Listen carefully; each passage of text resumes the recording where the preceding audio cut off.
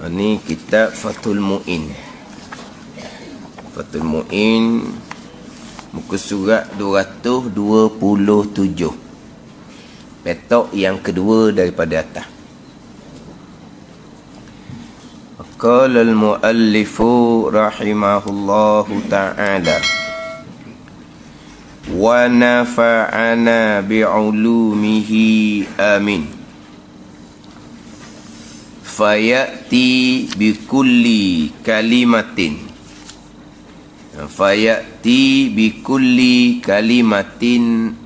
aqiba faraghihi minha hatta tarji' wa illam yasma'hu. Untuk itu,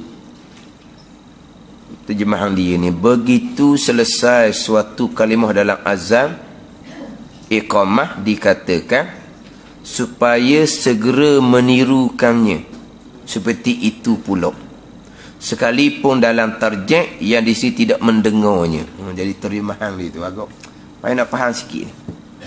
Untuk itu, begitu selesai suatu kalimah dalam azan dan iqamah dikatakan supaya segera menirukannya.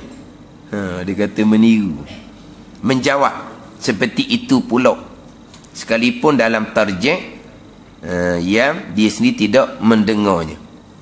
Dia gini, yang terdahulunya sunat bagi orang yang mendengar azan dan iqamah jawab sebagaimana yang dikatakan oleh orang yang azan dan orang yang iqamah. Melainkan di hadapan adalah pengecualian di hadapan ada, melainkan ketika hayya 'alas salah, hayya 'alal falah, ketika as-salatu khairun minan naum, dan ketika qad qamatis salah, ada pengecualian di hadapan. Jadi sunat bagi orang yang mendengar azan dan iqamah, yang mana didengar ni dengar yang mana yang boleh membezakan huruf, mana dengar jelas lah. Jelas ni bukan jelas kuat, maknanya kita dengar sebutan-sebutan dia tu. Kalau dengar sayuk-sayuk sangat, jauh sangat, tak buti, tak jelas apa yang Tok Bila tu kata, hak tu tak sunat jawab. Kemudian kalaulah dengar juga ketika angin ketika angin bawa tu dengarlah, kemudian hilang, kemudian hilang tak hilang lah, dengar juga tapi tak jelas. Ketika angin bawa tu jelas pula, maka sunat jawab sekalian, termasuk hak kita dengar hak tak jelas. Pada ni hak kita dengar tak jelas, sunat kita jawab, dan hak tak dengar pun sunat kita jawab kalau kita dengar dah sebahagian. Pada ni fardu takdir. Mulai ada dengar, lepas tu kareng elektrik tak ada, ataupun ataupun speaker tu speaker tak tahulah, punah lah kita kata kan. Kadang-kadang bunyi bau separuh senyap ketuk bila pesang tak ni, bukan dia ada masalah tu. Kita sunat jawab sekalian, bukan setakat hak kita dengar tak jelas, hak kita tak dengar pun sunat jawab juga. Pada ni sunat jawab juga. Kemudian jawab seumpama, jawab seperti yang Tok Bila orang iqamah sebut, sama je jawabnya, sekalipun kita tidak ada wuduk, sekalipun kita dalam keadaan berhadas besar, berjunub ke, ataupun perempuan sedang haid ke, ataupun perempuan sedang nipah ke, sunat jawab. Gitu ada orang perempuan ketika haid dan nipah tu dengar rabang, jawab dah. Kita jawab jawab, sunat jawab walaupun dalam keadaan berhadas besar sekalipun. Bukan dalam kitab Fathul Mu'in ini, walaupun sedang istinja sekalipun, Walaupun sedang istinja sekalipun. Pada ni. Walaupun sedang istinja sekalipun. Tapi kena ingatlah sebut dalam minggu lepas, istinja bukan dalam tandah. Kalau dalam tandah, bukan kata ketika istinja kau dalam tandah. Ketika kita baiki tandah hok rosak, Tok Bilal sedang bang, tak sunat juga jawab tu makruh. Kita bukan qada hajat pun. Kita masuk tandah, tuan rumah panggil kita baiki hok rosak dalam tandah. Tengah-tengah kita baiki tu orang bang, makruh kita jawab. Sebab apa? Tu tempat. Ada ni. Makna bukan istinja dalam tandah. Dawak gapa-gapa, bukan dawak gapa-gapa. Ni tak ada orang dawak gapa-gapa dalam tu. Makna dia bukan qada hajat, dia baiki tandah. Makruh jawab. Ada ni. Hak makruh selaginya ketika qada hajat atau makruh lah. Walaupun qada hajat bukan dalam tandah. Walaupun qada hajat bukan dalam tandah. Tapi kalau istinja bukan dalam tandah, sunat jawab ketika istinja. Cuma minggu lepas saya disebut berkaitan dengan orang zaman dulu, dia istinja di telaga. Tapi bukan di telaga, dia ada buat satu. Patut ada orang komen, dia kata ni dendeng dengan daunnya. Dia kata dendeng dengan daunnya tau. Di dendeng tu dengan daunnya. Persoalannya di situ tempat buang air kecil. Orang nak mandi, buang air besar masuk dalam hutan. Buang air kecil masuk dalam tu. Pada ni. Jadi di situ tandah tu.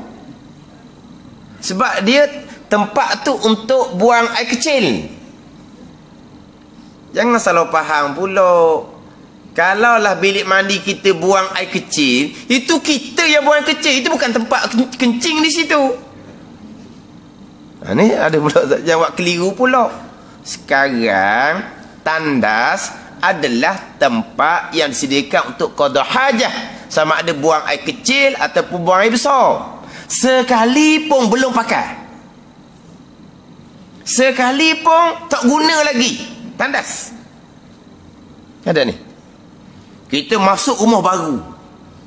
Ada ni. Tandas tu tak pakai lagi. Tapi itu tempat untuk qada hajat. Tandas lah nama dia. Belum qada hajat lagi. Tak kira. Itu tempat yang disediakan untuk qada hajat. Maka tandas. Tetapi tempat mandi bukan untuk qada hajat. Tiba-tiba kita pergi kencing tempat mandi. Tak kena tandas juga. Kalau kerana kencing maka dia tandah, tempat tidur kita tu tandah lah. Anak kita kencing siapa ke, bocor pamper.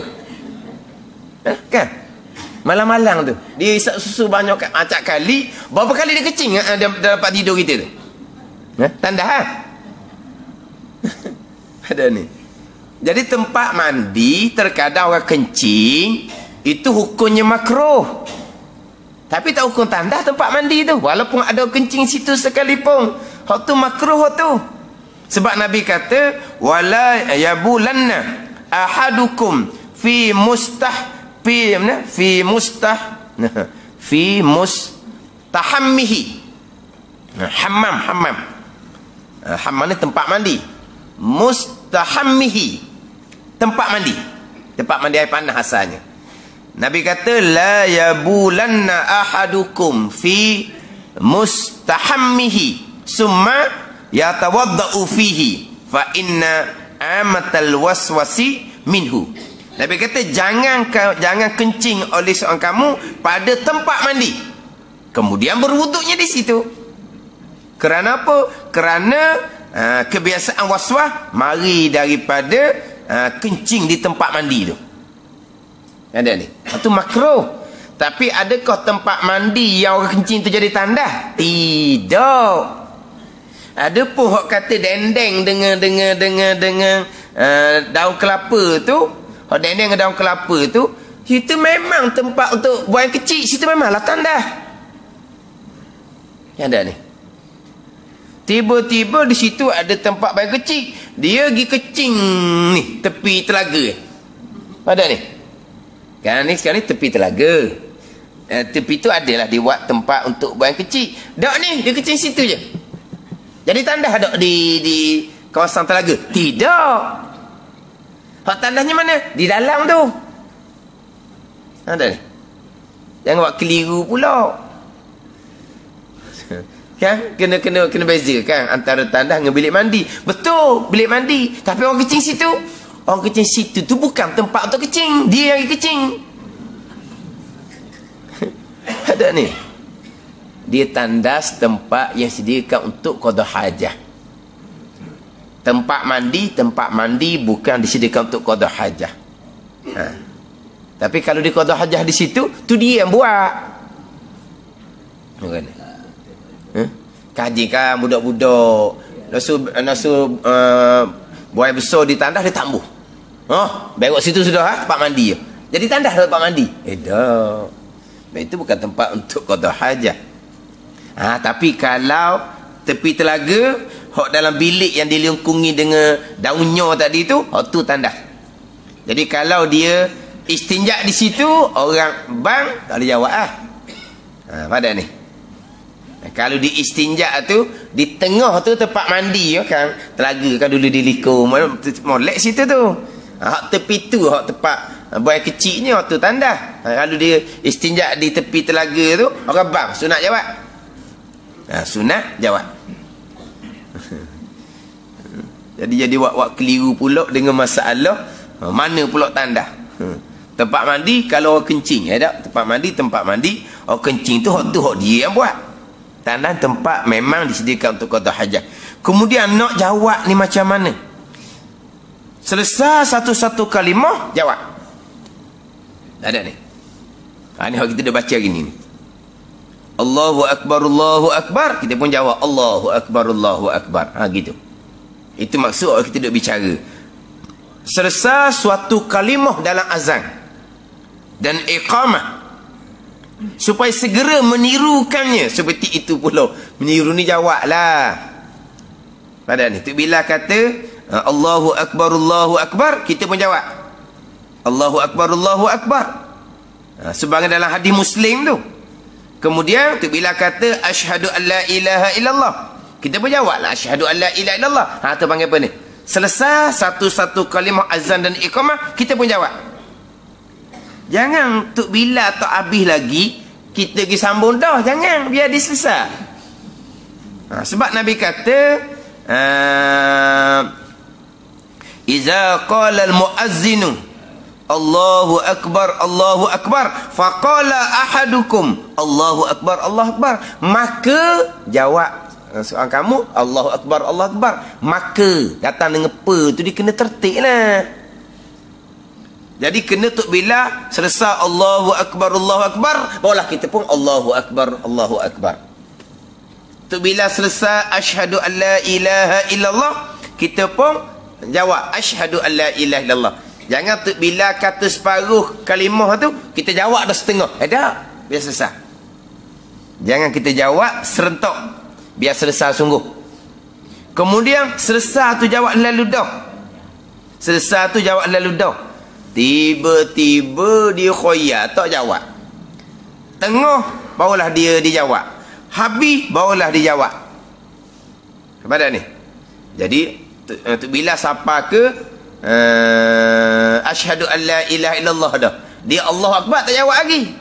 Dia kena jawab daripada awal. Sunat jawab daripada awal. Tapi tidak afdal lah seumpama tu. Tidak afdal seumpama tu. Tapi hasil sunat. Hasil sunat jawab. Tapi tak dapat kelebihan. Tak dapat kelebihan. Contohnya diampuni dosa. Contohnya masuk syurga. Hak ni nak dapat kelebihan ni, jawab mengiringi. Selepas tu bila orang qomat Allahu akbar, Allahu akbar, jawab lalu. Barulah dapat kelebihan, diampuni dosa dan dimasukkan ke dalam syurga. Tapi kalau separuh orang bang, separuh orang iqamah, baru nak mula jawab daripada awal. siap dah. Orang bang siap dah orang iqamah. Dia pun nak jawab daripada awal. Khasi dapat sunat jawab azan iqamah, tak dapat kelebihan tadi. Kelebihan diampuni dosa dan dimasukkan ke dalam syurga. Nak dapat kelebihan tu, jawab sebagaimana Nabi kata. Bila kata oleh muazzin, Allahu Akbar, Allahu Akbar, faqala ahadukum Allahu Akbar, Allahu Akbar. Nabi kata, summa qala asyhadu an la ilaha illallah, faqala asyhadu an la ilaha illallah. Tu bila kata asyhadu an la ilaha illallah, maka jawablah asyhadu an la ilaha illallah. Segera satu-satu. Tapi biar selesai kalimah dia tu. Biar selesai kalimah dia, barulah jawab. Tapi kalaulah maknanya 2-3 kalimah dah dia tak jawab lagi, dia sunat kena jawab daripada awal. Dapat dah asal sunat dapat sunat jawab. Tapi tak dapat hak afdal dan tak dapat kelebihan diampuni dosa dan dimasukkan ke dalam syurga. Ada ni. Dia kena jawab apabila selesai. Ni muazzin, orang bang, orang iqamah, selesai satu kalimah jawab. Ada ni. Sehingga ke hak tarjih pun jawab juga walaupun tak dengar. Hak tarjih dia tak dengar kan. Tapi kita tahulah bila dia tarjih, sebab Allahu Akbar, Allahu Akbar, Allahu Akbar, Allahu Akbar tu bilasnya. Tu bila tarjih itu dia kata asyhadu an la ilaha illallah, asyhadu an la ilaha illallah, asyhadu anna Muhammadar Rasulullah, asyhadu anna Muhammadar Rasulullah. Secara perlahan. Tak dengar kita, sunat jawab. Ini pada setengah pandangan. Dan kita ni sunat jawab walaupun tak dengar. Lepas tu bila pun asyhadu an la ilaha illallah dengan kuat, jawab pula tu. Jawab pula hak asyhadu an la ilaha illallah, hak kuat. Hak tarjih hak perlahan, tak dengar pun dan kita kata sunat jawab juga. Walaupun tarjih tu tak dengar sekalipun. Tapilah. Jadi jawab azam iqamah selepas daripada mengiringi selesai satu kalimah daripada azan dan kalimah daripada iqamah. Walau sami'a ba'dal azani ajaba fihi wa fima lam yasma'u. Tapi sikit disebut dah saat ni. Bila seseorang hanya dapat mendengar sebahagian azan, hendaklah menjawabnya, yang meniru seperti yang dimaksudkan, dan juga menjawab bahagian yang dia tidak mendengarnya. Gitu. Kita dengar sebahagian, kita tak dengar sebahagian, jawab belaka daripada awal sampai ke akhir. Sehingga kan hak awal kita tak dengar. Tak dengar, hayalah solat dah. Ada ni. Hak awal kita tak dengar. Kita hanya dengar hayalah solat. Hak tadilah hak angin bawa. Pada ni. Ataupun kita tak kejut lagi tidur. Hak mula-mula tu. Hayalah solat baru kejut tidur. Kita disunatkan jawab daripada awal. Pada ni. Faham tak ni? Kita dengar. Ni dengar di hujung dah. Kalau kita dengar daripada awal, tengah tu hilang, kita jawab habis. Sekarang ni kita tak dengar awal. Kita dengarnya hak akhir. Hak kita dengarnya hak akhir. Kita start jawab daripada hak awal. Allahu Akbar, Allahu Akbar, Allahu Akbar, Allahu Akbar. Asyhadu an la ilaha illallah, asyhadu an la ilaha illallah. Gitu. Ke mana? Hak dengar pun duk buat tak jawab. Payah ki. Hak dengar molek-molek pun dia tak tahu je. Duk bersembang, dia tengok kedrama dia tu. Hak ni hak tak dengar pun jawab. Dengar dia di hujung pun hak awal jawab juga.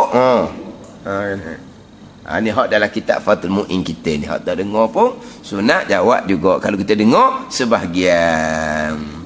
Walau taratsabal muazzinuna ajabal kulla walau ba'da salati.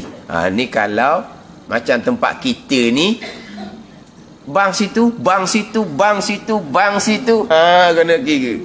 Sunat jawab walaupun kita siap dah semayang. Kita semayang siap dah. Adalah surah selagi tu bang subuh berkenang berapa di bang subuh? Dia bang juga subuhnya. Kita sudah dah semayang kitanya.